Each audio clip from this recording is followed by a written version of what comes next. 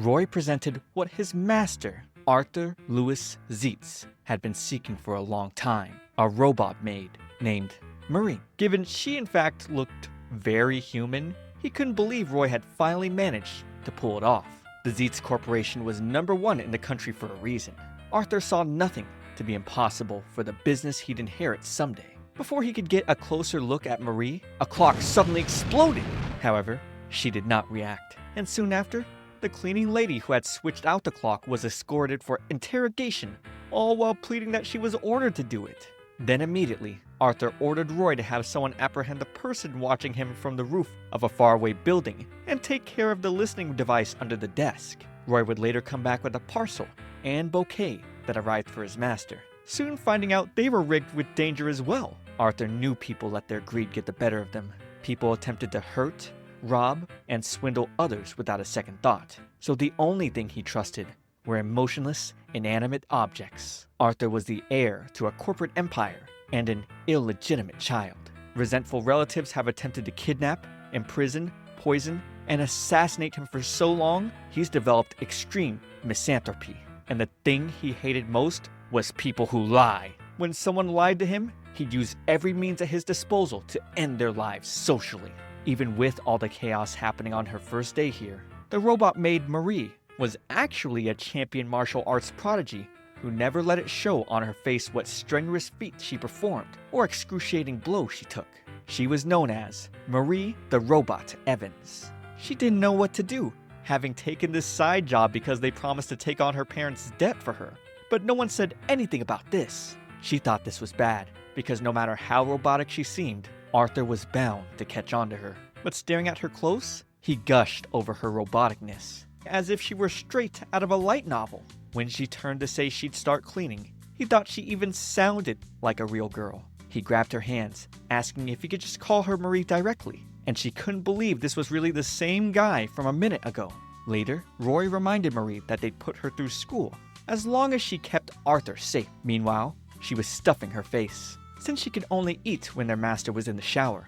She quickly bolted off with Roy's sandwich too, and to himself, he uttered she needed to be careful, because if Arthur found out she was human, then they'd both be dead. When the chauffeur arrived, Arthur scolded him for being late by 0.089 seconds, saying no one trusts those who couldn't keep a schedule.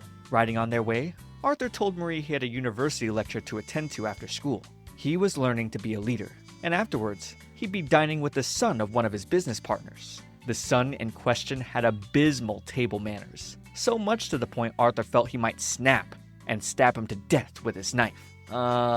That's a bit much, isn't it? However, Marie thought he was at least nice to her. He suddenly grabbed her hand, and with a flushed face, asked her to pretend to be human and come to school with him. His constant personality change was giving her whiplash. She couldn't believe they were letting her go to such a fancy school. Staring at a trophy case, she was surprised to see all of them belonged to her master.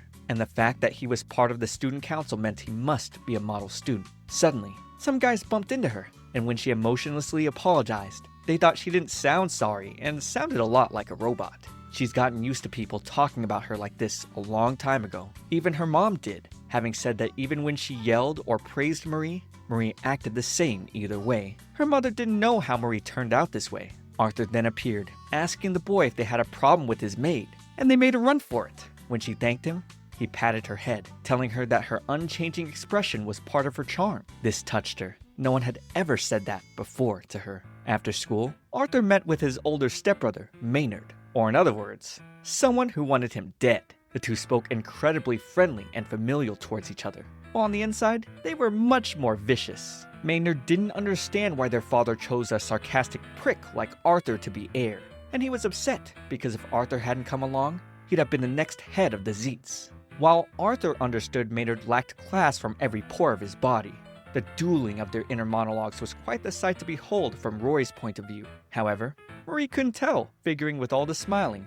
the two brothers loved each other. With Maynard taking a step outside for a break, he clicked his tongue, uttering that his latest hitman failed like the rest. He'd get jump scared with Marie pointing out where the bathroom was. He scolded her for scaring him, but she'd apologize and managed to somehow convince him she was a robot too. Robot or not, he couldn't believe his brother was going around with a maid who couldn't even fake a smile. So she offered to smile, and began pulling her lips in that expression. It was so scary and uncanny, he ran off. That evening, Arthur stared at the fountain outside and thought back to when as a child, he had resolved to succeed his father. Marie came in to serve tea, and she was a little intimidated over his grouchy look. He'd then blush as he asked to rest his head on her lap. And oh my, he'd call it rock hard and say that he could tell she was made of metal, when actually it was her muscle, of course. He expressed not having felt peace for a while now. He felt no one was on his side. So, he made up his mind to live without anyone's help. His father chose him because he was special, so he had to stand strong even if he stood alone. She then replied, "I bid you rely on me. I am always on your side, sir." His eyes widened, and he'd soon close them as he thanked her. He showed her that he was just a normal boy when they were alone together. She wanted to protect him the same way he came to her defense, but felt bad that she was lying to him too. The next day, when Arthur was getting picked up for school, Roy noticed the chauffeur was a little early this time. After they drove off, his actual vehicle would come by. Oh no, the first car was a decoy. Roy tried telling Marie to call the police, but she was already gone, sprinting off after the getaway car that Arthur was kidnapped in. Maynard was pretty cocky as he uttered that Arthur's surly robot maid disrespecting him was the last straw. Maynard planned to kill Arthur today, but Arthur had heard that saying 168 times already. The car would shake, and Arthur opened his eyes to see Marie on the windshield. The vehicle managed to fling her off, but she'd soon make haste in the abandoned building where Arthur was tied up. He was not happy with the idea that Marie might be hurt. While Maynard flaunted about this being Arthur's last moments, a recording played containing clear voice evidence of Maynard saying this would be the day Arthur would die. Arthur had a spy gadget on him that had been recording every detail since the kidnapping began, and it was already saved to the cloud and being uploaded to social media. Maynard bolted off to go deal with it, meaning it was just Arthur and the thugs. And in this short time, Marie would dispatch them quickly using her martial arts prowess, freeing Arthur shortly after. One of the thugs' cigarettes seemed to hit some spilled oil, and now they had trouble with the building on fire. Arthur began coughing really badly. Marie noticed she could get him out through one of the windows if she lifted him up, but he was worried about her. He didn't want to leave her behind. She knew this was the only way though. She couldn't let him die. She tried thinking of ways to get him to give up on her, and considered telling him that she was human, but ultimately, she chose to tell him she really enjoyed spending time with him, that he meant a lot to her, and to not worry because her body was made of durable metals. She lifted him out, and she soon fell to the floor, knowing at the end of it all, she still lied to him. She'd wake up in a bed where Arthur called her name constantly. He was worried she was taking so long to reboot and thought she might have been broken. He was about to ask if she was actually human, and Roy got so worried. But then Arthur said never mind, and assumed the human-like smile he saw on her face was due to his brain being starved for oxygen. He knew falling in love with a machine was worse than pointless, but it wouldn't matter if she was human anyway, since he could never love another human. Who doesn't hype this video and subscribe to my channel? Because here at my Shoujo Weekly, I might be a robot the way I'm working myself to death, but that's okay, because as long as you enjoy yourself watching the latest here on the shoujo genre, it's all worth it to me. Looking for more to watch after this? I have tons of fun stories in the completed series playlist. You should check it out after this video, and the more you watch, the more I get to keep making. So come on, hit that subscribe, I'll be your guy. The servants were decorating for a garden party. Arthur would scold one of them for not having the chairs prepared, and he fired the guy for lying that it had been set up in the first place. He detested lies as much as he detested people. Arthur would praise Marie as the pride of the Zates Corporation, telling everyone to learn from her example. When the guests arrived, the garden was filled with rich socialites as far as the eye could see. Of course, Marie expected as much from a Zates garden party. Arthur explained to her that the party was vital. His father left hosting it in his hands while he was away on business. Marie then assured him he could count on her to take out anyone suspicious. Arthur, however, had a more important job for her, which was to pick out green peppers for him, and she agreed to remove them all from the party food, so no one would find it. Arthur's Uncle Carl and Aunt Charlotte would then come to greet him. Marie noticed their incredible aura, and wondered why Arthur seemed friendly with him. Roy then let her know these relatives were on her side. Seeing Arthur's demeanor, Charlotte could tell something good had happened to him. She was itching to find out what. He was no match for her keen eyes. He brought up how the full might of the Zates Corporation had gone into his robot maid, Marie. Charlotte noticed Marie's exquisite detail, with her having smooth skin and even pores. She could hardly believe Marie was a robot. All the while, Marie was panicking on the inside, fearing Charlotte was onto her. Roy dragged Marie off to clear out the plates the guests had used. She stacked so many plates perfectly on both hands, Carl was impressed. Next up, she moved a tray of glasses. A cat tried jumping on the tray, but Marie would catch the cat midair and save the glasses from shattering. As another maid was bringing the salad servings, she grabbed all the green peppers so fast, the maid never noticed. And even when an intruder snuck in, she struck him down with one hit. Suspecting there might be other intruders, she went into the house to check around. Walking through the hallway, someone suddenly appeared behind her, but it turned out to be Arthur. Afterwards, he would lay on her lap, exhausted from hosting his guests all day. Marie noticed he was feeling down. She felt this was the most she could do for him, but still wanted to repay him in any possible way. Arthur suddenly grabbed her hand and drew her in close, thanking her. Marie then decided to return to the party. He wanted her to stay with him a bit longer, but she told him she was currently configured to prioritize party-related tasks. Unbeknownst to him, Charlotte was close by, wondering if Marie was truly a robot. Meanwhile, Marie wondered why her heart suddenly started pounding back in the room with Arthur. Roy ordered her to serve water to some guests, and in the process, she accidentally broke a glass and splashed water on him. Then, with her emotionless expression, she apologized. Marie panicked, thinking she would cause more problems for Arthur if she kept this up. She would catch an intruder setting up explosives to blow up Arthur, and without delay, she apprehended him and crushed the detonation switch. She then threw him in the bushes, causing the scenes to disrupt the party. She quickly panicked, realizing what she had done. The guests thought she had gone berserk and wanted to make a run for it. She had no idea what to do. The party was ruined, and it was all her fault. But Arthur would pick her up and come to her rescue. He apologized to the guests for the disturbance and explained that Marie took actions against the intruder who had planted a bomb. As the guests applauded Marie, Charlotte hoped she'd be the cure to Arthur's misanthropy. It turned out Maynard had orchestrated the bomb planting, and he was on a rooftop watching how the scene unfolded. He cursed Marie for ruining his plans and swore to definitely get Arthur before slipping off the roof. That night, Marie would appear in a lovely dress Arthur bought for her. With the party over, they could finally be alone. He wanted them to enjoy this moment together. She apologized for ruining the party, but Arthur commended her for doing her best all day and thanked her. Marie thought he was a wonderful master and wished she could work with him forever. Since Marie was supposedly a robot, he felt she didn't need to eat and asked what fuel she ran on, which caught her off guard. She nervously answered that it was AA batteries. Obviously not. She panicked with cold sweat dripping all over. But right now, she looked like a human girl to him. He suddenly kissed her forehead, and Marie responded by pushing him and running away. She feared the worst, thinking Arthur definitely knew she was human.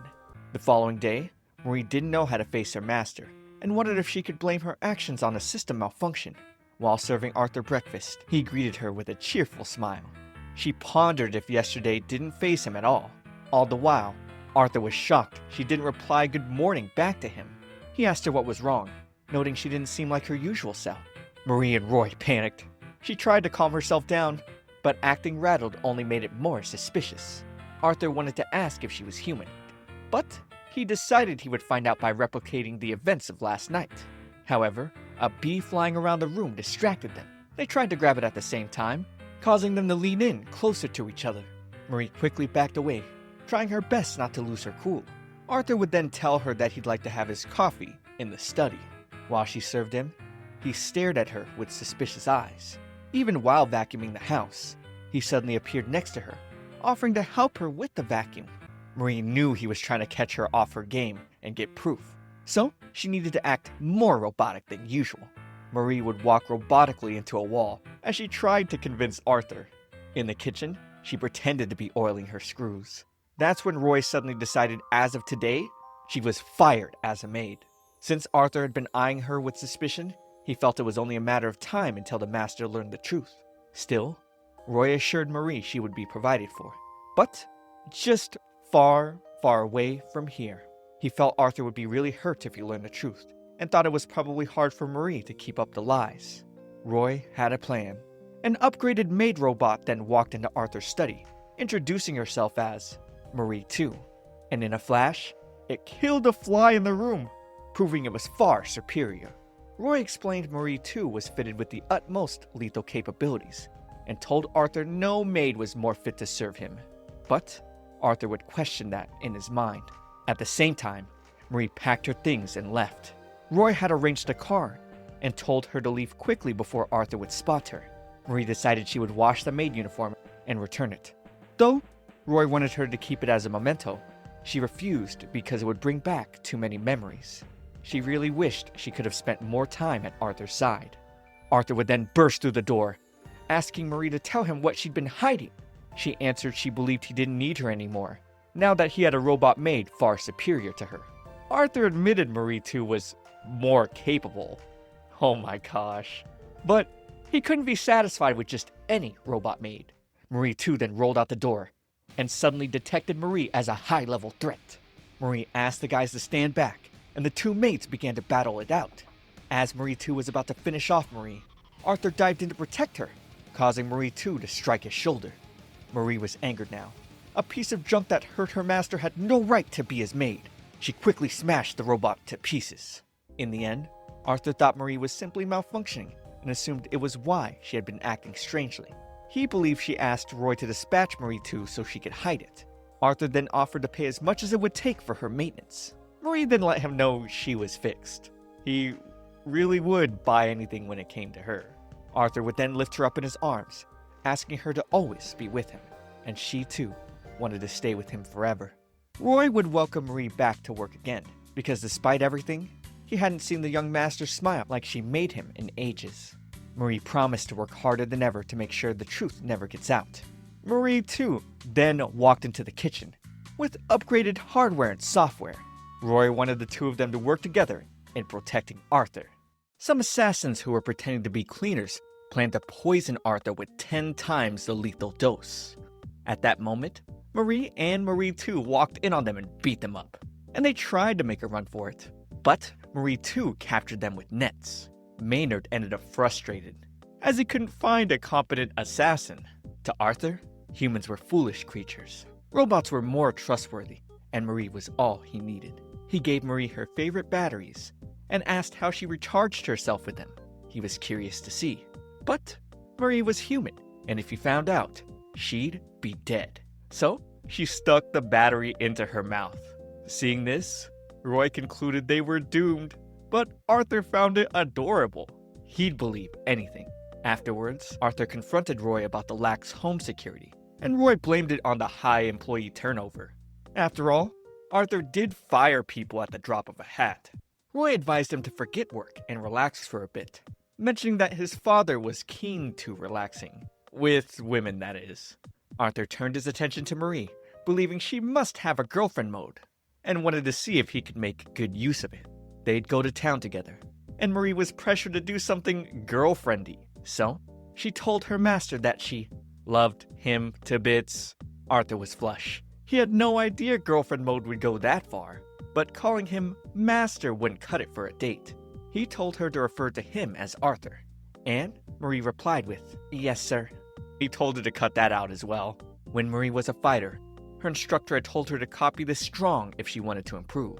If she was going to pull off girlfriend mode, she'd have to try her best to imitate other couples. She asked Arthur if he wanted to go for tea after seeing a girl ask her man the same thing. She suggested the same tea shop, and when the couple hugged each other, Marie did the same, nearly crushing Arthur's bones. In the cafe, she copied the couple again by feeding Arthur some of her ice cream. He was completely flush, and when returning the favor, he fed Marie another battery. The people around were shocked, calling it a new form of abuse. They also noticed Marie looked devoid of all feelings. Marie was following in the footsteps of the couple, but she couldn't understand how they were so much more romantic. Arthur thought about going on a boat ride as they walked through the park, but Marie reminded him that water was fatal to robots. In reality, though, she couldn't swim to save her life. Arthur became scared because if she broke down, Roy would haul her off. Seeing the girl in front of her give her boyfriend a present, Marie saw this as a chance to turn things around, but definitely not like how the couple kissed. She then plucked a 4-leaf clover for Arthur, hoping it would bring some happiness to his tired heart. She quickly thought she had messed up by giving a rich guy a weed, but Arthur happily accepted, stating that even the most expensive present was worthless unless it came from the heart. He couldn't be happier. Arthur tried holding hands with her like everyone else was doing in the park, but they were not like other couples. Marie thought her master would find a wonderful girlfriend someday, because at the end of the day, they were both just playing pretend. By nighttime, they arrived at a church that Arthur had once visited with his parents. Suddenly, he asked Marie if he could kiss her. Though her face was blank, she was freaking out on the inside. Just before he could plant the kiss, someone would throw a dagger at them, but Marie quickly pushed Arthur out of the way. Seeing the assassin on top of the church roof, Marie told Arthur to wait, and she chased after the person. When she got to the roof, she confronted the man, who assumed she was Arthur's girlfriend, but Marie made it clear she was only an attendant. As their fight broke out, she noticed the assassin was strong. Arthur's voice would distract her, causing the assassin to slip behind her and confess his love. He then pushed her off the roof, and as she fell through the trees, Arthur dived in to save her. Marie apologized for letting the assassin escape. She felt guilty for messing up her girlfriend mode and bodyguard duty. Arthur then kissed her on the cheek, saying they would kiss for real next time she was in girlfriend mode, but she told him that it consumed too much energy to use too often.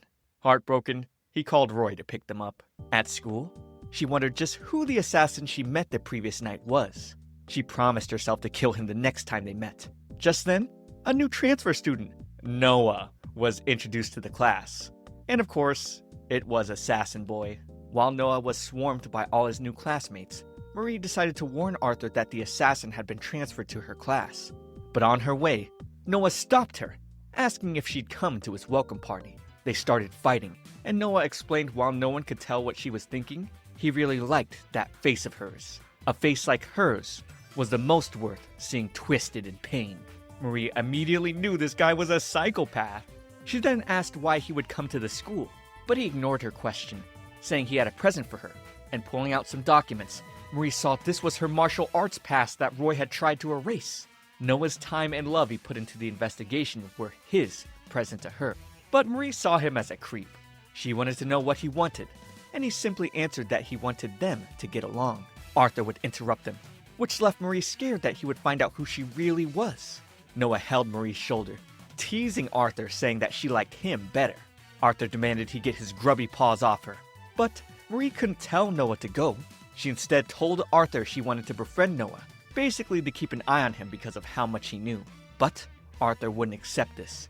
He challenged Noah to a fight for Marie. If Noah won, he'd get Marie, but if Arthur won, Noah would have to stop bothering them. Out of nowhere, chickens came running through the hallway as some students were chasing them. Arthur stopped a boy named Toby, asking what had happened, and Toby explained that 7 of the Zoological Research Club's chickens got loose. Upon hearing this, Noah suggested they round up the birds, and whoever caught the most would win. Arthur gladly accepted, feeling confident he would emerge victorious. As he caught the first chicken, girls were gushing at how divine he looked. Arthur liked animals, because unlike humans, they didn't talk, so they also never lied. I really respect his prerogative. After he caught 3 chickens, Marie offered to help him, but Arthur declined. His pride as a man was hanging in the balance. He asked Marie to stand back this time and allow him to protect her, and all the girls gushed, watching him act cool. Meanwhile, Noah had gotten some friends to help him. Marie told him that wasn't fair, but it wasn't against the rules either. As he tried approaching 3 chickens, they all flew away. Unlike humans, the chickens could definitely tell he was a twisted psychopath. With no other choice, Noah took out a whip and caught them. Now, it was all down to the last chicken. It quickly ran away as Arthur and Noah were about to catch it, but Noah was able to easily track it. Seeing the situation, Marie felt she needed to do something. If not, Arthur would lose. She got on a tree branch and pointed out where the chicken was for Arthur, but the branch would break, causing her to fall into the water. Arthur abandoned the contest, rushing to save Marie. He took off his jacket and pulled her out of the water. She could feel his hands shaking as he confessed that he needed her. As his tears dropped on her face, Marie opened her eyes, letting him know she was fine. Although Noah caught the last chicken, he claimed Arthur was the real winner because he gave up the fight to save the girl. Thanks to this, Marie was saved. Back at home, Roy scolded Marie for acting so recklessly, but it seemed Arthur was the one who needed maintenance, since he caught a fever.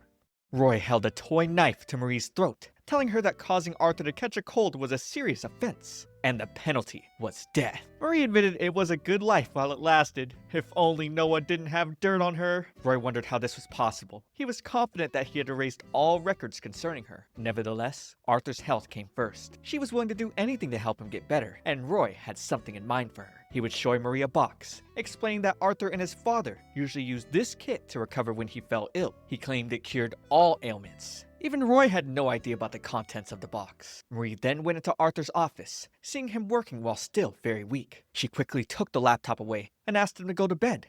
But Arthur claimed he had student council work and the school's anniversary party to sort, so he couldn't take a break. Since he was chosen for this, it meant other people were passed over. He understood that frustration all too well. It was no different than inheriting the Zates' fortune. Marie then decided it was time to use the recovery kit Roy had shown her. Looking at the contents of the suitcase, she wondered if this would really work. Moments later, she showed up in Arthur's room wearing a cute nurse uniform. Arthur was so stunned, he fell to the ground. Marie didn't get it either, but she figured the uniform had the power to help Zate's men get over colds. She would quickly toss him on the bed and pin him down. Arthur assumed this had to be a dream. He wondered if he could become such a deviant, but thought that maybe Marie was just in nurse mode. He didn't believe he could possibly have such weird fetishes. To check his temperature, Marie touched his forehead with hers. Arthur became so flustered, saying this was such a human way to check one's temperature. So in order not to blow her cover, she explained that she had a thermal sensor in her forehead. Since his fever was high, she asked him to take off his clothes so she could wipe down his sweat. Once Marie saw his body, she had to remind herself she was a robot because Arthur was looking hot to her. Wiping his back, she was shocked to see scars there. Arthur never showed them to anyone, but death walked with him every day. He'd been injured countless times since he was little. The scars on his back ran so deep, and he'd been told they would never go away. Marie hugged him, promising to never let anyone hurt him again and to keep him safe. She wanted to see his weak side, even if he hid it from everyone else. Some assassins slipped in after hearing Arthur was in critical condition. Suddenly, Marie showed up behind them, and they mistook her for a nurse cosplayer. She quickly knocked out the first one with a kick to the head. As the second one rushed to attack, she used the decor by her side to bludgeon his head. A third assassin was climbing up a ladder, as the other two were decoys. But Marie was already there and pushed the ladder off. After that, she apologized to Arthur for all the commotion, though he didn't mind. He was more relieved to know he wasn't alone. Before Marie had come, he hadn't shown his weakness to anyone, so he put up a brave front and faked it, even though he claimed to hate lying more than anything. However, Marie felt she was the real liar here, but her desire to stay with him overpowered her guilt. She wondered what in the world this feeling was. Meanwhile, Maynard nervously entered his basement, searching for Noah while holding a golf club. The assassin showed up behind him, startling Maynard. He always showed up in Maynard's face like this, which is why he brought the golf club in the first place. As Noah tossed Arthur's phone to him, Maynard threw it on the ground and smashed it with the club. The video evidence had been deleted before Noah got to it, and now he felt like he could kill Arthur without regrets. However, Maynard wanted him alive so he could finish off Arthur for himself. The following night, Arthur's school, Kamiya High, was celebrating the university of its founding. The party attracted local notables every year, and the guests traditionally came in costumes. Seeing him give the opening remarks, Marie was glad that Arthur had recovered from his cold. After his speech, he handed her a bunch of batteries so she could enjoy the party as well. Noah then approached them in his vampire costume, but they weren't really happy to see him. As he hugged Marie, it got on Arthur's nerves, making him ask everyone for a handy weapon, particularly something with a sharp point. One of the diet members from the garden party came up to Arthur, and they left to talk for a bit. Noah then left to get something to eat. Then, Marie recalled she had to keep a close eye on him. She mistook someone else who was stacking a lot of food on his plate for Noah. The guy told her that Noah had given him the costume, but it wasn't just him. There were a lot of people dressed up as vampires. She'd been tricked. She contacted Roy to pin Arthur's GPS and tell her where he was. Elsewhere, Noah snuck up on Arthur, injecting him with a drug. The man he was following was revealed to be a decoy, and he was doing this all for his family. Still, Arthur managed to attack Noah with a taser, but he was slowly losing consciousness. Noah explained that the drug he used weakened sight and hearing. He was shocked to see Arthur still struggling when most people in his position would grovel and beg for their lives. He proceeded to inject him with a second dose. He planned to use Arthur as bait to lure out Marie. Marie followed Roy's directions until she ended up in an unused room. As she reached for the next door, Noah attacked her from behind, but she managed to dodge in time, leaving only her earphones sliced off. Seeing her unfazed expression, Noah thought she was the most wonderful person he knew. Marie would strike back, disarming him. She had never beaten him before, which was why she retrained herself for this fight. As their fight broke out, Noah felt more eager to team up with her for hit jobs, feeling he would enjoy them more with Marie. But she insisted on remaining Arthur's maid. He'd pin her to the ground, and as he choked her, he told her he needed her, insisting she would be happier with him. Noticing a weakness in his right hand, Marie used it to escape his chokehold. Then she knocked out his lights, but it didn't matter. Noah's eyes adapted to the dark well. He brought out a whip and used it to grab Marie's leg. However, it wasn't actually her, but Marie too instead. The robot cut the whip and immediately punched his lights out. Marie then left Robot Marie to handle things here, while she went on to rescue Arthur. Entering the next room, she saw Arthur was completely out of it, but at least he had no injuries. On her way out of the room, Noah grabbed her, and she noticed he had completely disassembled Marie too. Noah would then taunt her, telling her that Arthur really loved the Robot Marie, and not Marie as the human she was. He advised her to give up on her crush before he found out that she was really human, adding that she was never the one to win the affection of others. Noah reminded her of how people found her creepy, giving her the cold shoulder her whole life. She'd been going through life alone, and he felt she should remain that way, unloved by anyone at all. Arthur would suddenly cover Marie's ears, telling her not to listen. Noah couldn't understand how he was still able to move, and while Arthur could still barely see, his willpower and care for Marie moved him through. Although she was expressionless like a doll, she knew she still had a heart. No matter what anyone said, she would stand by Arthur. After she beat Noah up, Arthur became completely unconscious once more. He was the one who always stood up for her, saved her heart, and showed her so many feelings she had never experienced before. Most of all, he was the person she loved. The next day, Noah was nowhere to be seen in school. The beating Marie gave him would have killed most people, so she believed the school had seen the last of him. Or not. There he was, looking like a wreck in front of her. He had decided to take time off from his assassination business after his recent defeat. He asked if she'd still be able to keep up the act, now that she knew she was in love. Lying to Arthur would eventually take its toll. He told her if she ever needed to escape that lie, to come see him. As Arthur showed up, Noah quickly made the excuse he just took a bad fall at the party. He pretended to care, but Arthur could have sworn he heard Noah's voice when he was unconscious. Noah told him he was just imagining things and walked away. Marie noticed Arthur was quite happy. He told her he had such a happy dream yesterday. He wished it were real. Marie finally managed to give voice to her true feelings, and someday he wanted to do the same. On another morning, a man holding a knife was threatening Marie, asking her where her master was. He had also heard Arthur had a tough-as-nails bodyguard, but with Marie swiftly answering with a kick, he could have never predicted it was her. Examining the broken window and picking up the dropped knife, Arthur surmised someone here was making a little extra money on the side by selling information from within the house. The man fell over, uttering, "I don't know what came over me," as he got taken away. People lied and betrayed at the drop of a hat, except Arthur's beloved Marie, whom he still believed was a robot. He complimented her sweetly for looking cute as ever today, and while her job to guard him while pretending to be a robot would have been perfectly fine, the problem was she's fallen in love with him. She couldn't stay too close. She had to move away quickly. But during her getaway, she inadvertently destroyed an important vase to Arthur, according to Roy, because Arthur seemed completely unbothered, as he responded that nothing meant more to him than Marie. He believed he could just get another vase. However, Roy would point out she'd been making far too many mistakes lately. One more mishap,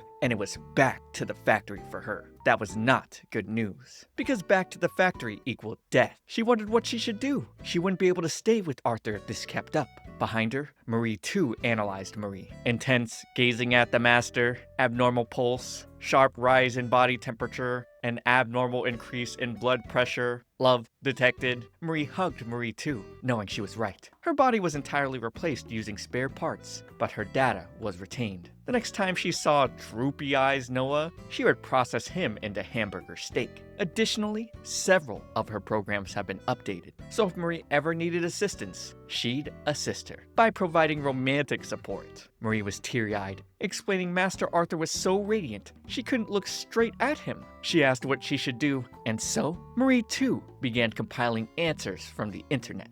That evening, both Maries came to see Arthur, with human Marie wearing sunglasses for DJ mode. With them on, she could provide catchy tunes, and Arthur seemed pleased. As long as Marie had these glasses on, she'd be fine. His radiance wouldn't faze her, no matter how bright it got. However, he'd asked to take them off, telling her he wanted to see her face all the time. Marie too detected temperature, pulse, and heart rate all spiking. Danger was approaching, with Arthur drawing his face closer to Marie. So, Marie too shoved Marie right into his face and frantically explained removing Marie's sunglasses while in DJ mode was not recommended because it may cause malfunctions. Marie sat him down, telling him to sit back and relax. He then asked if he could rest his head in her lap, and she'd eject herself from the couch. Marie too explained that Marie's emergency evasion system activated. This was just too much for her. He then asked for her to tell him she loved him, but even just the beginning of that phrase was too much. She somehow uttered, "I love you, Yugoslavia." Marie too repeated that Marie required reboot over and over,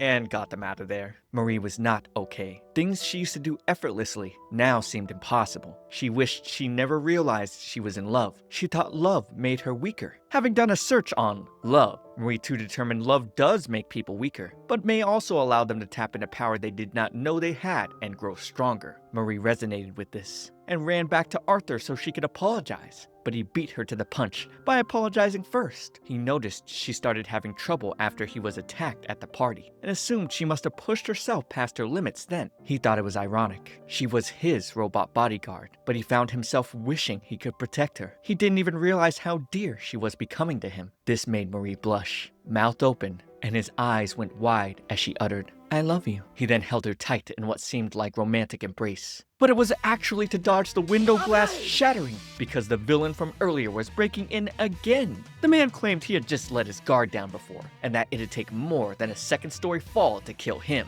He also came prepared with a gun. Marie was pissed. She and Arthur were finally actually getting somewhere. In the intruder's face, she thought Marie too was right. Love made her stronger for moments like this. The intruder's last words were, "Your emotionless face is creepy as hell," before Arthur took him out by tossing a vase. Creepy as hell? Arthur felt he should have said, cute as can be, and falling for Arthur made Marie incredibly happy. He took off using the excuse he was going to find Roy, having thoughts about how she smiled at him just now, how he heard her say she loved him. He was sure of it. He was seriously starting to hallucinate about Marie. He was head over heels for a robot. What was his solution for this, you may ask? He now thought he needed to find a way to marry this clanker as fast as possible. But if they did marry, could they even make it public? The next day, it began. Marie too was getting called to Arthur's side instead of Marie. The day after that, Marie too would be called to meet with Charlotte instead of Marie. Even when Marie offered to get Arthur coffee, he'd only converse with Marie too. He'd only praise Marie too. Marie wondered when Arthur and Marie too began this sordid affair behind her back. But he'd surprise her by coming to see her privately and ask for a massage. However, she'd be cold, responding that Marie too was better for such tasks, and asked her to order to do it when she came back tomorrow. The next day, when heading to school together, she'd say, "Deep down, you'd rather go to school with Marie too than me, wouldn't you?"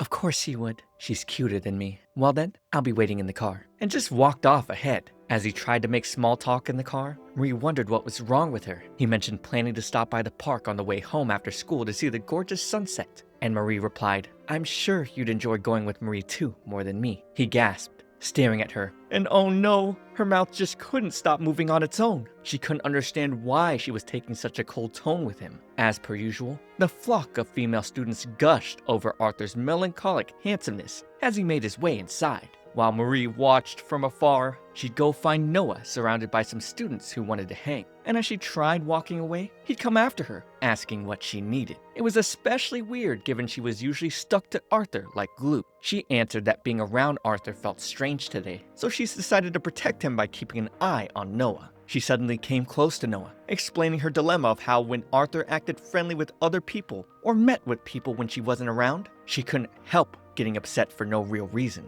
Noah understood she was jealous, explaining that was a totally normal feeling for somebody in love. He told her how to deal with it. Just track down all the people around the one she loved and get rid of them. After that, no more jealousy. There'd be no one left to envy. He could hardly wait to kill Arthur so the two of them could be in their own little world. He was just joking, but seeing how quickly she disappeared, he couldn't help but think she kept getting cuter. After school, While waiting for Arthur, she'd be approached by the usual driver, who explained that Arthur would be stopping by the park on his way home, and he was told Arthur wished him to drive her home first. Marie dashed off to the park herself, thinking her negative thoughts of her own jealousy, her fear that Marie too might take Arthur from her. She felt ugly, because Marie too was her friend. She loved Arthur so much, she couldn't control these awful feelings at all. Where Arthur was enjoying the sunset, an assassin approached him with a knife, but Marie too would take him out, because she wouldn't let anyone see the sunset with Arthur except her. More men suddenly appeared, but Marie too would fend them off as well. She'd fire tons of rockets from her back and handle them so Marie could take care of their master. It wasn't easy, but Arthur felt satisfied over the changes he and Roy made to Marie too. Getting opinions from his Aunt Charlotte seemed to have paid off. That's what he'd been doing these past few days, and now he was certain Marie too could handle things when Marie was away for maintenance. Marie apologized for behaving rudely to him lately, admitting she was worried Marie too would take him away from her and that she was jealous. He began to blush over the fact she was getting possessive and explained it was true Marie too was an excellent robot maid, but his number one would always be her. No matter what high-spec robots he got in the future, she'd always be his number one, and that would never change. If she couldn't see that, he promised to give her special treatment to make it more obvious. He was surprised robots could get jealous too, and thought it was adorable. This guy is so dumb somehow.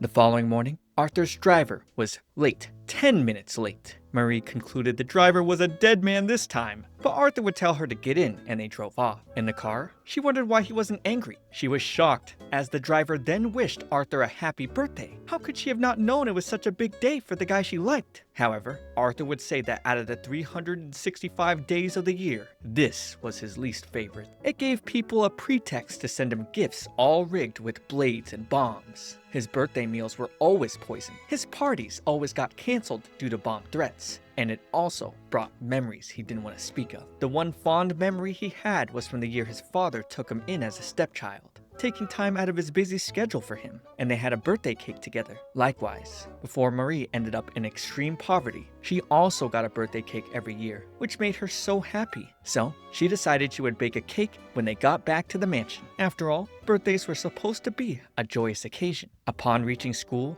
all the girls ran towards Arthur, begging him to take their gifts. Marie would round up all the gifts as Arthur apologized to them, letting them know he wasn't accepting presents from classmates. Then, he asked Marie to help return the gifts. However, this only put her in a tough spot with the girls. Afterwards, they asked Marie to join the Arthur Fan Club, aka the society for wanting Arthur to look at you like you're trash. Yeah, there's definitely something wrong with these girls. Arthur was a misanthrope through and through. Whenever they said hello, he responded with an awkward smile to be polite. The fact that they thought he saw them as nuisances made them gush blood from their noses with excitement. With that being said, they handed over all their gifts to Marie, expecting her to deliver them to Arthur, but she'd check with Arthur just in case. Then, Marie asked if they would really become her friends. The thought of it made her happy because she liked Arthur too. This took a bad turn as the girls collected the gifts back and made it clear that falling in love with Arthur was a serious offense within the fan club, all because they believed Arthur was too wonderful and it would be presumptuous to fall in love with him. So, Marie was asked to give up,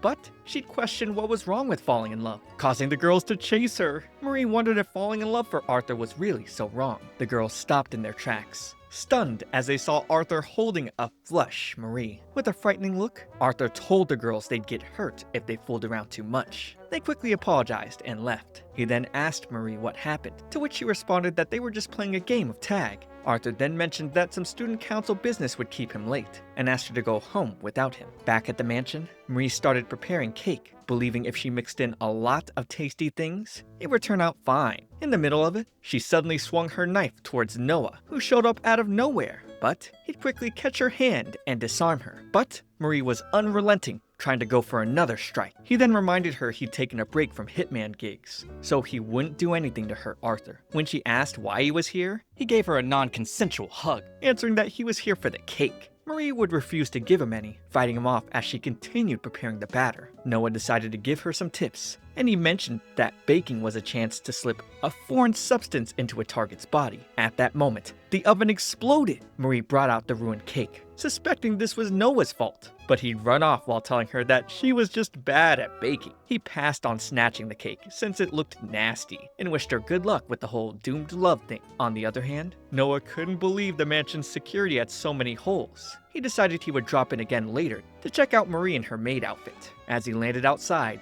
Marie too detected him and moved to mince him into hamburger steak. Figuring the robot would be around more often, he decided to call off any more visits. Meanwhile, human Marie's cake ended up a far cry from how she imagined it, but she was glad it looked decent now that it was wrapped. Sadly, it was ruined with Marie too accidentally bumping into her, causing it to drop. But she would tell the robot to forget about it and focus on increasing patrols. Marie stared at the ruined cake, realizing she wouldn't be able to give it to Arthur. Recalling the words of the band group and Noah, she wondered if Arthur would even accept the cake coming from her. Moreover, she felt he deserved better than this failed attempt. If she was just going to embarrass herself, she felt it was better not to bother. Just then, Arthur returned home, and she welcomed him. He brought up how he had an exhausting day at school due to dodging presents from everyone. He wished he could take people's goodwill at face value, but after what he's been through, he couldn't bring himself to trust them. In the end, it wasn't a good day for anyone, which is why he hated his birthday so much. Marie didn't want Arthur to hate this day, so she gave him the cake. Arthur accepted it, claiming he didn't have to feel blue every time his birthday came around, because now he had Marie, and she promised herself to be here for him. After he took a bite of the cake, he tried to hide his disgust. Apparently, Marie had mixed up the salt and sugar, not wanting to hurt her feelings. Arthur said it was good, then mentioned there was something he'd been wanting her to do for him for a while now. At night, he had her change into a more casual outfit, while he dressed up as a butler. They stared at each other, admiring how lovely they both looked. He'd helped make her hair, which he was surprisingly good at. He also picked flowers for Marie, and for dinner, served her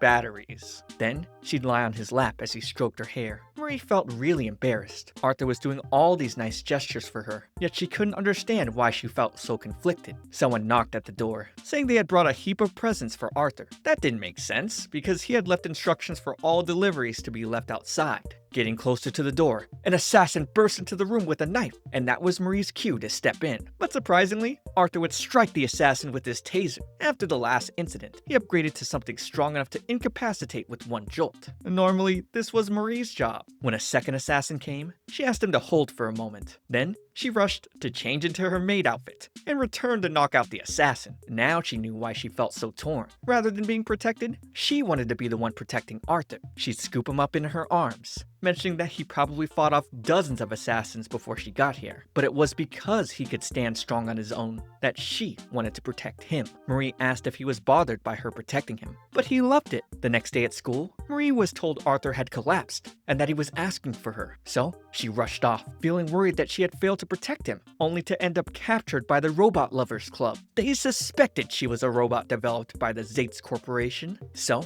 they wanted to take her apart to study her. However, none of them had ever undressed a girl before, and the thought of it weighed on their consciences. They couldn't go through with it. Marie told them she had anti-gravity systems in her feet, and she could hover 3 millimeters off the ground. But in order to show them, she needed to be untied. As the belt came loose, she started hopping on one leg, and the guys brought up that it just looked like regular jumping. She would then say, "Robots lie sometimes." Marie knocked some of the guys out of her way, but before she could reach the door, the others dragged her to the ground. Before they could begin disassembling her, Arthur would come in, showing the GPS he used to track Marie. One of the robot lovers behind the door tried to land a sneak attack, but Arthur would knock him out with a single punch. He wouldn't allow anyone to have Marie, except him. She wanted to protect him, but he ended up saving her again. Suddenly, Marie noticed something was wrong with her undergarments. She couldn't let Arthur see her in such a disgraceful state. When he tapped her shoulder, her heart raced as her mind tried to think of something fast. So she pretended to have lost her memory. Arthur brought the matter back to Roy at the mansion, and Roy said he'd take her for maintenance overnight. But Arthur was determined to solve this himself. He'd tell Marie that there were 7 precepts of flirtation that they usually followed every day. With how desperate he looked, she decided she would play along and eventually tell him she remembered. First was the morning hug, followed by holding hands on the way to and from school with fingers interlaced. Third was the say ah while feeding each other. The fourth was staring into each other's eyes. Fifth the lap pillow, followed by the sixth one, the head pat. And for the last, Arthur held her face, asking her to close her eyes. Marie assumed this was a kiss. But when she closed her eyes and opened them, nothing happened. Arthur looked distraught, concluding that Marie had really lost all memories of him. She then let him know she did remember, saying she discovered girlfriend mode in her core program after coming into contact with him. With that, she located and restored her data on him, and reminded him they never made any formal agreement about flirting. She harped on him for saying he hated lies, yet still told some today. They both went home, thinking if only the agreement were real, then they could have gone home hand in hand.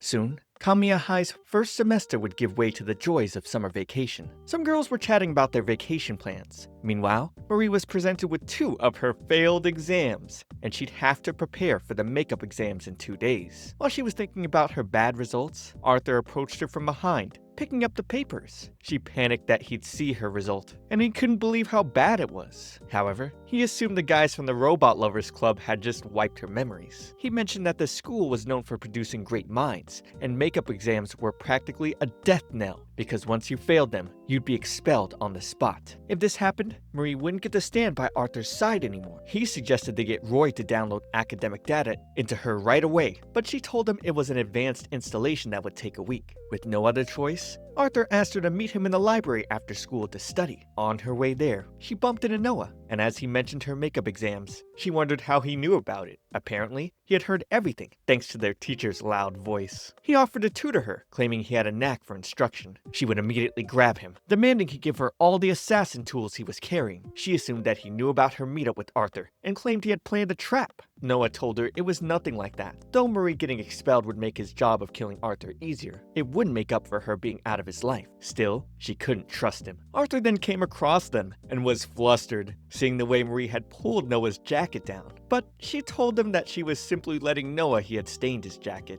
Noah then asked to join their study session. Since he was in the same class with Marie, he felt he could help her better, unlike Arthur, who was in an advanced class with a different curriculum. Arthur wasn't the least bit happy about this. Afterwards, Arthur began teaching Marie in the library, but she couldn't relax and study in a situation like this. Noah then offered to show her the packet he'd been putting together on what the exam was going to cover. While trying to grab the paper, he teased her by picking up one of her personal files. Then she had to explain to Arthur that she was scolding Noah for goofing off. Noah would throw another piece of paper to Arthur, but Marie dived to catch it, refusing to take any chances, though the paper turned out to be a blank. After that, Noah asked her to come check out a book on art history. Marie hated doing what he said, but she figured she had to. On her way to meet him, Arthur suddenly stopped her. She wondered if he was feeling unwell, but he told her not to worry about it. By evening, Marie went to return the books they had used. Arthur then thanked Noah for helping Marie study, but Assassin Boy teased he knew her better than Arthur. Even if she was always with Arthur, Noah told him that there were things she couldn't tell anyone. He offered to share some of Marie's secrets with him. At that moment, Marie returned and was shocked to see them staring each other down. Noticing the tense mood, she tried to calm them down,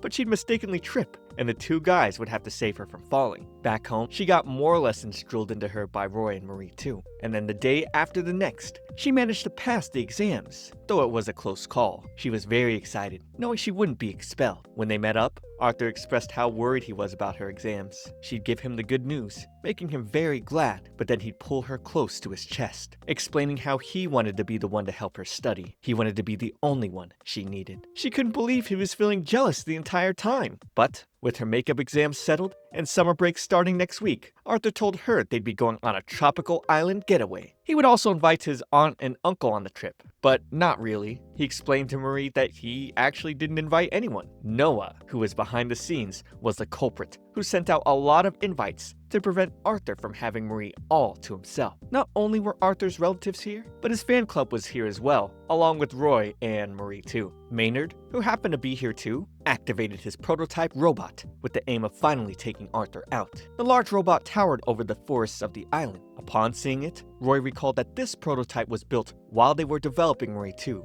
but it was way too big. As the prototype approached Arthur and Marie, Roy ordered Marie 2 to protect Arthur. The robot Maid took to the skies and activated his combat mode. While she held down the prototype, Marie ran off with Arthur to get him to safety. The prototype was designed as a meathead, specializing in physical performance, so taking it down wouldn't be easy. Roy then noticed that Marie 2's rocket propulsions were giving out. Marie and Arthur passed through a cave to the other side of the beach. the prototype fell in the entrance, causing rocks to block their way back. This meant they'd be together for a while in their swimsuits. They were both getting hungry. When Marie's stomach growled, she feared her cover had been blown, but he thought it was a sound that signaled her low energy. Luckily for her, he was still incredibly gullible. She backed it up by saying she was designed to resemble humans as closely as possible. When she proposed they go look for food, Arthur gave her some batteries, saying that he always carried some for her, just in case. Then, he promised to get them out of here. Soon after, she climbed a tree and plucked a coconut for Arthur. Marie would then slice it open with the weave of her hand. He then brought up there were more edible plants and fruits in the forest. She then noticed a particular plant he could eat. While picking it up,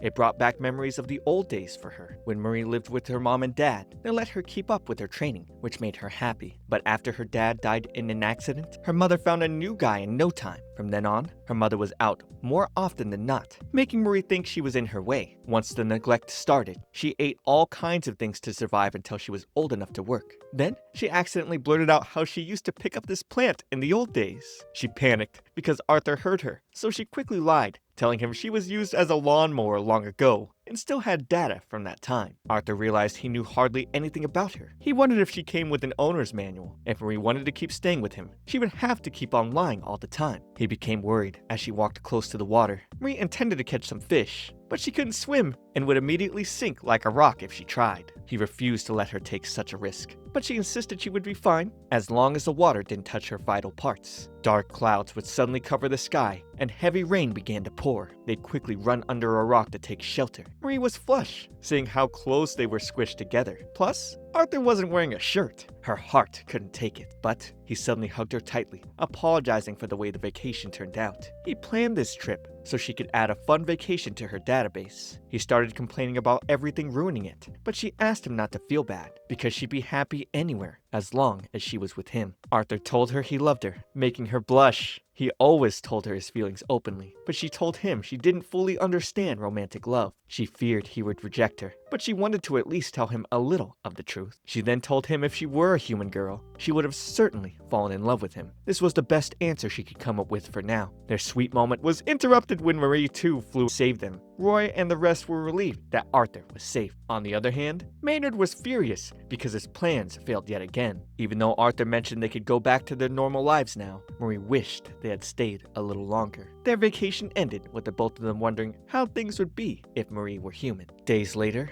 the fall festival arrived, a day where fireworks would fly across the land. Every year, the students of Kalmia High looked forward to seeing them after school. However, Arthur informed Marie that he had student council work and wouldn't be able to participate. He really wanted to see the fireworks with her, but it wasn't that simple. After recalling what she said to him on the beach, he couldn't help seeing her that way. Marie then said she'd wait for him until he was done with the work. She too would have loved to watch the fireworks with him. Her attention then turned to some girls from Arthur's fan club who were giggling to themselves. Marie watched them from afar, thinking about how she wanted to make friends with them and see the fireworks together, but just wishing wouldn't do anything. Luckily, she came prepared with some baked cookies, which she planned to use as a token of friendship. She would play a simulation in her head where everything turned out perfectly. While doing one last round of practice, Noah showed up in front of her and thought she was asking to be friends with him. He took a bite of the cookie and thought it was worse than some poisons he'd taken. He told Marie that her plans to be friends with the girls would never work because they were all rich kids raised in the lap of luxury. In their midst, Marie would stick out like a sore thumb, but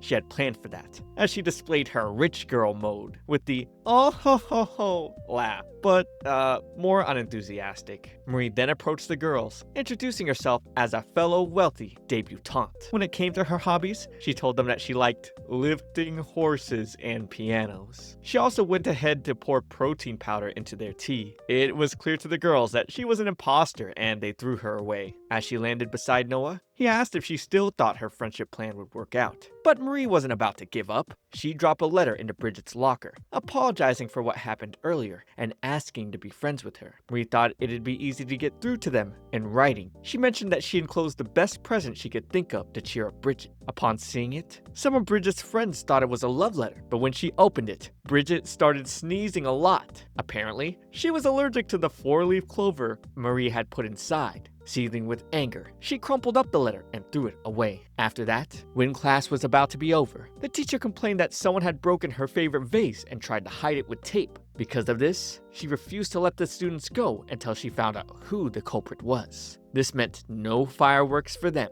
Noah thought the fastest way out was for someone to take the fall. Surprisingly, Marie raised her hand, saying she was the one who broke the vase. While everyone else left, Noah was concerned about her plans to make friends. But seeing that everyone was so excited to see the fireworks, Marie felt she could live like this in order to not spoil everyone's fun. Noah happened to come across the real culprits, who were making fun of Marie for taking the fall. One of them rushed to attack him, but in self-defense, Noah beat up the guy and made it clear he was the only one allowed to bully Marie. The boys ended up cleaning the classroom while confessing their crimes. Later, Noah advised Marie to act more naturally toward the girls she wanted to be friends with. Then, he pushed her forward in front of Bridget and the other girls. Marie took off her wig, politely asking them to be friends with her. Bridget declined her coldly, stating they didn't see eye to eye, and they could never be friends. However, she respected Marie's feelings for Arthur, so she proposed watching the fireworks together, not as friends, but as good rivals. Two other girls also revealed they defended Marie, telling the teacher she could have never broken the vase. Filled with joy, Marie ran back to Noah, thanking him for his advice. Then running back to meet with the girls, she would trip by the door. That's when Arthur showed up and saved her from falling. He then asked if she could join them to watch the fireworks. Bridget happily agreed, as she fantasized about becoming his footstool. After that, they all enjoyed the pretty fireworks that lit up the sky. Marie stared at Arthur, admiring his charming look. At the same time, Noah seemed captivated by Marie as well. He couldn't take his eyes off all that beauty. Back home, Roy gave Marie some articles about her in her youth. He had collected and disposed of almost everything. The ones here were all that remained, so he told her to look over them one last time. Lastly, he informed her that Arthur had gone for a nighttime stroll, and she was free to call it a day. Marie stared out the window, thinking about how fun it was to see the fireworks. Marie, too, was the only person she had been able to call a friend, but now she had Bridget and the fan club girls too. She would leave the window open, unaware of the wind blowing away one of the articles. Arthur then came across it and was too stunned to speak. The following day, he tried searching for information about this Marie Evans, but everything was suspiciously absent. He accessed an article where the names and photos were different, and he felt it was all deliberate. Roy suspected Arthur might have found out Marie's true identity, but it was hardly the first time he was acting strange. Marie wondered why it happened now, after all this time. There were plenty of occasions Arthur could have discovered she was a human. The AA batteries would have exposed her, the time Arthur touched her skin and hair, or even the first time he had laid eyes on her. Roy then concluded that he was just overthinking things. Because Arthur had always been oblivious, they grew complacent. Meanwhile, Arthur wasn't getting anywhere by searching online. So, he decided to investigate in person. He took a blade, thinking that if Marie was human, he would have to defend himself. Arthur would hide close by, watching as Marie saved the guards from some bees. After that, she carried a couple of heavy boxes without breaking a sweat. Arthur wondered if she could do all this because she was a robot, and if she was nice to him because she was programmed to be. He then saw her drinking from an oil can, but had no idea that she was actually drinking water. Arthur concluded that the article he saw had to be a fake and that someone put it together. Moments later, he called Marie over to the greenhouse where he played a sweet melody on the piano. He could only play like this thanks to her. He'd been tormented by his past all this time, but her presence alone was enough to save him. Arthur believed he could trust her because she didn't lie to him. She confessed that his happiness also made her happy. That's when he reasoned that robots weren't supposed to have emotions. Yet, he couldn't understand why she could smile so joyfully, like a human would. Arthur took her hand, sensing a faint pulse. Then, he brought his knife, looking like he was ready to stab her. But he threw it at the assassin, who was outside the window. Arthur then fell to the ground, finally taking it in that Marie was not a robot. However, she had helped him so many times and always stood by his side, protecting him. He figured there was no dishonesty in that, and asked her to hug just for a bit. As they embraced each other, he could hear her faint heartbeat. Arthur realized it wasn't a robot maid he'd fallen in love with, but a human known as Marie Evans. Later on, he found Marie reporting to Roy about the missing article. They feared that if Arthur found out she was human, Roy would have to send her far away. Marie saw herself as a liar who wasn't worthy to be by Arthur's side. She agreed to leave immediately without regrets if he ever found out the truth. Roy didn't plan to make her bear the burden alone. He would confess everything to Arthur, apologize for his betrayal, and face the consequences. Just then, Marie too returned with the missing article. Arthur made the right call leaving the article where he found it. Although Marie probably saw him as just part of her job, he loved her and wanted to always be with her. For that, he swore to never reveal that he already knew her secret. While working on his laptop, Arthur realized he had forced so many impossible tasks on Marie than he could count.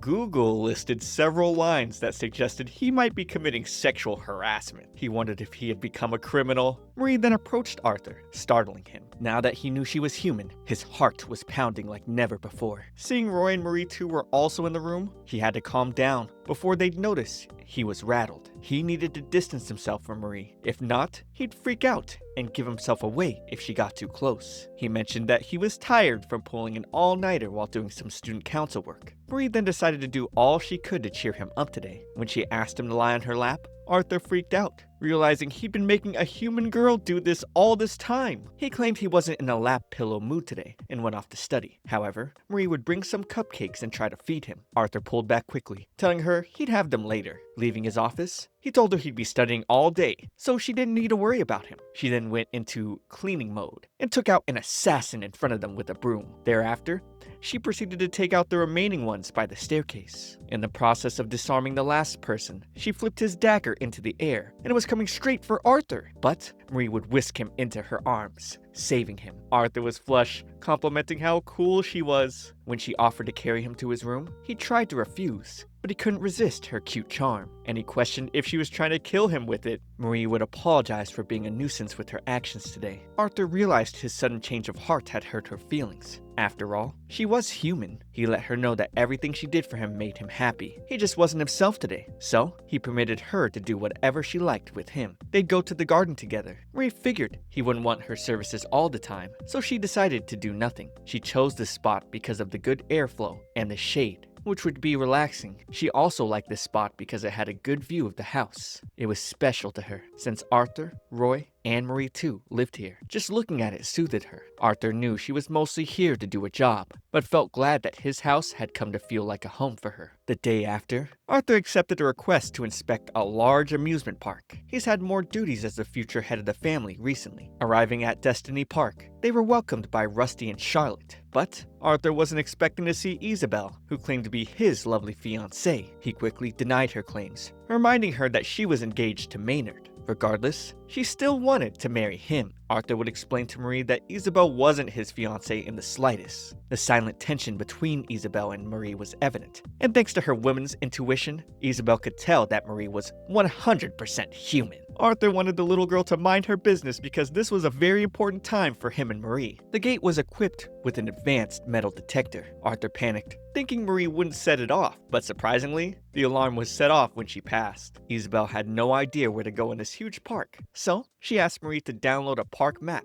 and tell Arthur where to go. Marie, of course, couldn't do that, but Arthur would slide a map under her to help. From there, they proceeded to get on several rides. Marie, too, would also serve as a fun ride, flying children through the sky. Rusty thought about mass-producing Marie 2 as their star attraction once they bought the park. He asked Roy if there was any way for the robot to entertain many kids at once, and Roy had just the thing. The prototype robot then rose from the bushes, acting as entertainment for more kids. While they were taking a break, Isabel was already eager to hop on another ride, but Arthur told her to rest a little because he needed to recharge Marie. The little girl started whining about wanting to have more fun. A cat mascot then caught Isabel's attention, and she ran over to get a picture. Now that Arthur was alone with Marie, he got on his knees, asking how she felt. She quickly stuffed a battery in her mouth, saying she was alright. Thinking of how to get her to drink some water, he dropped his cup beside her, telling her to throw it away. Then he ran off. Marie would then pick it up, and as she sipped the drink, she realized it was an indirect kiss. Isabel caught Marie drinking the water and threatened to expose her secret if Marie didn't help her get with Arthur. When Arthur returned, Marie grabbed his hand, leading him to some romantic locations with Isabel. She cheered them on, while Arthur felt devastated, but he couldn't tell what Marie was thinking because her emotions were impossible to read. At times like this, Marie thanked her lucky stars that she was naturally stoic. She felt a wealthy, young lady like Isabel was a good match for Arthur. Since she and Arthur were from different worlds, Marie felt it was best for her to give up on this love. Arthur was so kind to her that she tended to forget that one crucial truth. Still, she decided to stay by his side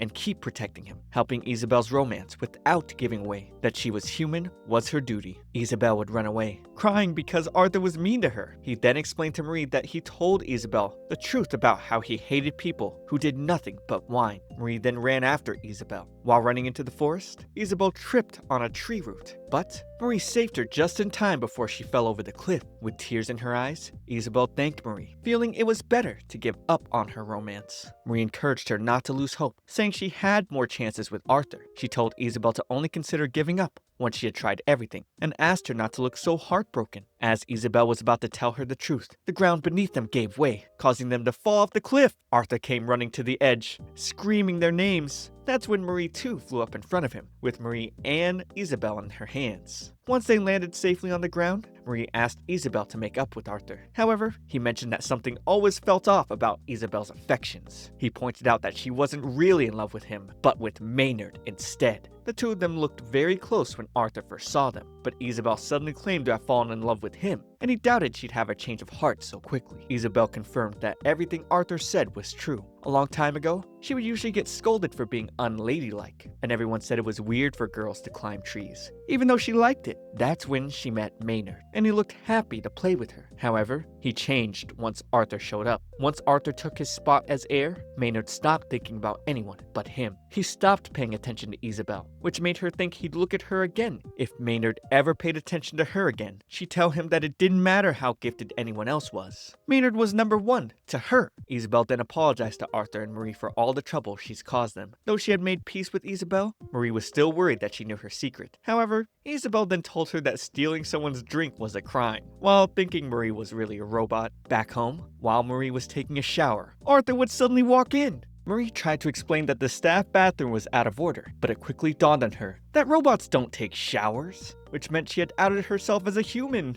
As Arthur tried to quickly leave, he would slip and find himself on top of her. Then, one of the cleaning staff came into work, but he didn't notice Arthur and Marie, so when he was done, he ended up locking them inside. Marie could bust the door open, but she feared Roy would kill her for doing that. Arthur assured her that someone would find them during their morning rounds. Still, they both felt embarrassed being stuck together like this. He would then carry her into the tub and tell her to remain there while he sat on the floor. Marie pulled him so he could get into the warm water, but he refused and mistakenly blurted out that she was a human, making her freak out. Worrying about a robot getting cold or sick obviously made no sense, and she was supposed to be one. Yet, he put her in the tub anyway. While Marie was losing her mind about Arthur knowing she was human, he was wondering how he got himself into a fan service cliche. It was way too soon for them to think about getting into a tub together. Arthur started thinking about the proper way to do things. It wasn't like he wasn't excited. To be honest, he was over the moon. Suddenly, Marie asked how long he'd known she was a human, but he misheard, thinking she asked how long since he fell for her. Looking at her face, he had never seen her so serious, and he realized that he needed to give her a real answer. He told her that he became sure of it when she solved a problem he'd been running from for years, and that it was during the fireworks show. Marie panicked, recalling that was when she dropped the article about her past and lost it. She asked Arthur if he got a look, and he thought she was talking about her naked body from when they fell over before. He denied, but she didn't believe him, so he finally confessed that he took a peek. Marie then asked Arthur how he felt about her. He noticed her hands were trembling, which made him wonder if it troubled her that much. He then told her she was a strong,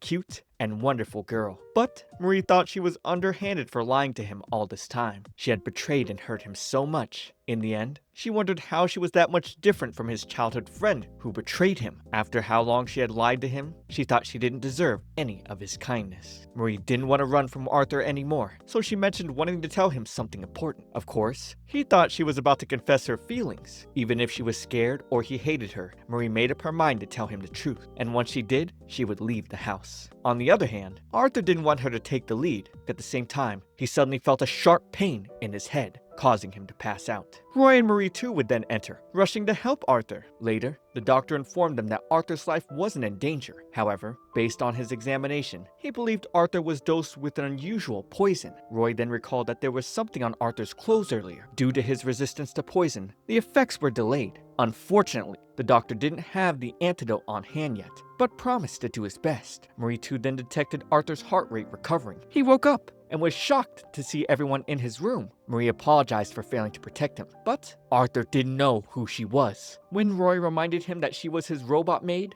Arthur acted like this was his first time meeting her. Maynard would spy on Arthur after hearing he had lost his memory and thought he could finally inherit the family fortune. But one of his men told him that Arthur had only forgotten about his robot maid. After that, Marie too apprehended the assassin. Meanwhile, Roy explained to Marie that Arthur had lost all his other memories, but his brain was functioning normally. Due to the shock of the poison, the memories most profound to him were impacted. He had forgotten everything that had to do with Marie. Marie too would then bring in the poisoner. Roy demanded the antidote from him, but he said that Maynard had only given him the blow darts. Marie feared Arthur might never remember her, even after he figured out she was a human. Then, she explained everything to Roy. In this case, he felt Arthur's amnesia suited them perfectly. He told Marie to avoid doing anything that might restore his memories, because if he found out that she was human, both Marie and Roy would get fired. But if he never remembered, she could stay with him forever. Afterwards, Arthur had the same surprised reaction when he first met Marie. Despite losing his memories, he was still the same. So, Marie thought things were probably fine this way. Arthur then got a video call from Toby, who was worried that someone had tried to kill him again. Even his fangirls wished him a swift recovery. Despite that, he cut the call because he felt like they were trying to win him over with friendly chatter while he was down. He assumed they were trying to lure him into a trap. Thanks to his memory loss, he had returned to the scary, old Arthur he used to be, and he seemed so lonely now. He then asked Marie how his classmates knew her, but she feigned ignorance. Surprisingly, he was still holding on to the four-leaf clover, so he figured someone important must have given it to him. He'd be happy if it were from Marie, but he doubted it was possible. Marie would then recall that Arthur was terribly lonely the first time they met. But during the time they spent together, he changed. She felt so stupid for not wanting him to remember those precious days. She then dragged him off, refusing to keep lying to the person she loved. She'd take him to the pond he saved her from before. She also let him know that they attended the same school, and she'd been serving him for 6 months. They went to the spot where they saw fireworks together with everyone. Marie thought even if she went away, once his memories came back, he'd have everyone else. She couldn't stand to leave him lonely like this. Even at the spot where she gave him a four-leaf clover, Arthur still couldn't remember anything. Still, she promised to find all those precious memories he had built up. After all, she was his maid. Back home, after finishing her duties for the day, she ran off. Roy saw her running out of the mansion and hoped she wouldn't go overboard. She would sneak into Maynard's group of assassins, posing as one of them, and swore to find the antidote for Arthur. Maynard noticed a package besides Marie and asked if it was for him, which she confirmed. Then, he told her to drop it off in his study, seeing her go towards the terrace. He wondered if she was new. He then told Marie that she was going the wrong way. Now that she had infiltrated the enemy base, she planned to find the antidote to cure Arthur's amnesia. While she was trying to figure out where Maynard's room was, Noah showed up behind her. He could already see through her disguise. He was apparently under orders to protect Maynard, so he asked what she was after. She explained that she was here to find the antidote for Arthur, so she could cure him and say goodbye. Noah questioned if she was quitting her maid gig or just waxing poetic. His hits were fast and strong, but he'd still catch her when she nearly fell. As Marie decided to run away, Noah mentioned that Maynard had been working a lot in the basement lately. She quickly rushed there, only to end up surrounded by his pet crocodiles. Next, Noah led her to the library, which Maynard hadn't used in ages. After that, he mentioned the kitchen, and as she got there, the chef threatened to kill anyone who interrupted his cooking. Marie got fed up with Noah's toying, and she suspected that he might actually have the antidote. He would pin her to the wall, mentioning how Arthur had forgotten all about her. Noah thought she came running to him because it was too much for her to bear. He figured she was giving up on Arthur because she was tired of piling up lies. Marie claimed she would never give up on her master, but she wanted to stop lying to the person she loved. She would tell him the truth and say goodbye because she loved and cared about him. Finding her way out of his grasp, she continued her search for the antidote. On the other hand, Noah would be much happier if she didn't find it because he'd never see her again if she did. He couldn't believe he was that into her. Eventually, Marie ended up back where she started. When she was about to enter her room, Noah showed up, warning her not to go in, but she assumed the antidote had to be in there. However, when she entered, she couldn't believe her eyes. The room was filled with so many pictures of Arthur, which had been stabbed with knives. Marie wondered if Maynard's vendetta had turned into a crush. Entering the room set off the alarms in the manor, and in seconds, Marie was surrounded by Maynard and his guards. Despite being caught, she demanded the antidote. But Maynard explained that he had only bought the poison, and the antidote wasn't even for sale. Hearing this, she was so heartbroken that tears flowed down her face. Although Noah had teased her a lot and made her job harder, he realized he didn't want to see her like this. He then showed her the antidote he had whipped up after Maynard acquired the poison. Marie was so relieved, and Noah was glad to see her face light up. It was the Marie in love with Arthur that he liked. Huh? Is this guy a cuck? However, Maynard told him to stop with the games and not let Marie out of here. He wanted Arthur to have more bad luck and suffer. Furious, Marie shoved her knee into his face, and Maynard wondered why it was always Arthur that people swooped in to save. He'd hold on to Marie's leg,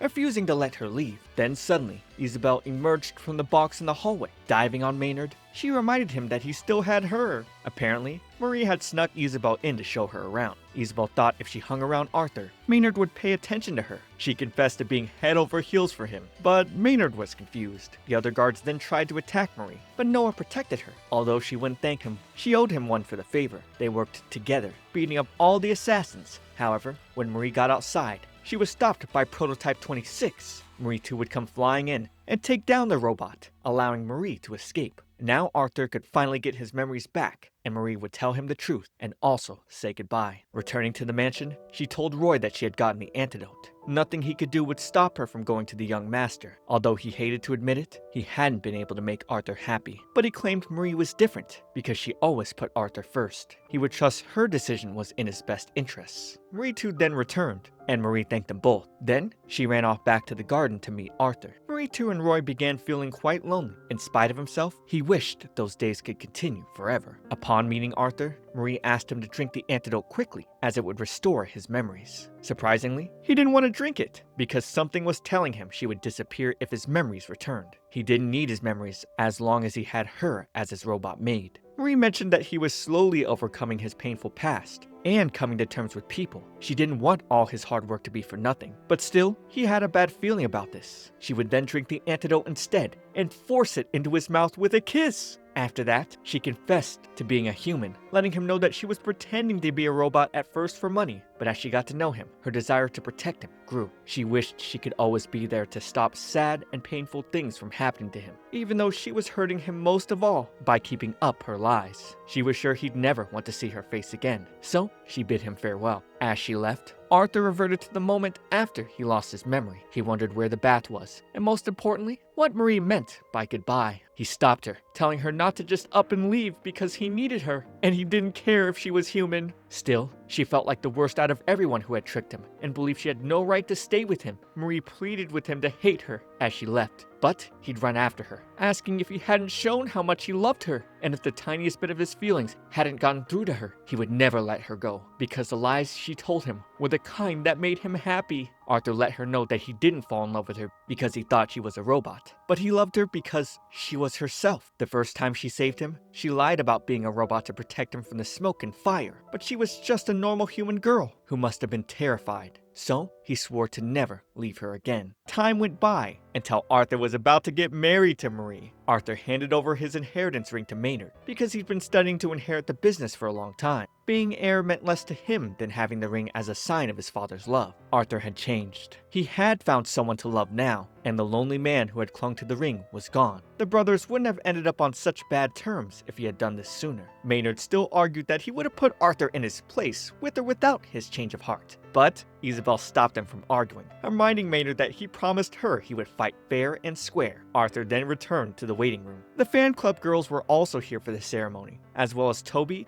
and his other classmates. To Maynard's surprise, Noah also showed up. Word got out that Noah backed out of his job for him, so he was on the outs in the assassin business, and it looked like he might get erased. But the girl he liked seemed happy, so he was good. Arthur realized he needed to quickly get back to the venue, so Marie took him in her arms and leaped through the balcony. The bride and groom dropped out of the sky with an amazing entrance. Surprisingly, Arthur's dad was here to celebrate their wedding. The two lovers would then kiss to seal the deal. The tale of the deceitful machine ended here, but Marie was still dressing up as a maid and leaping off balconies to fight the assassins who came after Arthur. That's where the true tale of this happy, loving couple begins. Wow, I can't believe this. This trash anime concludes with a marriage sequence when many others with a more serious premise get nothing. I'm satisfied with the ending, but also a little baffled. How did you guys feel about the series? Subscribe for more content, but for now, watch this next video. It's me, Comfy T. I'll see you all in the next one.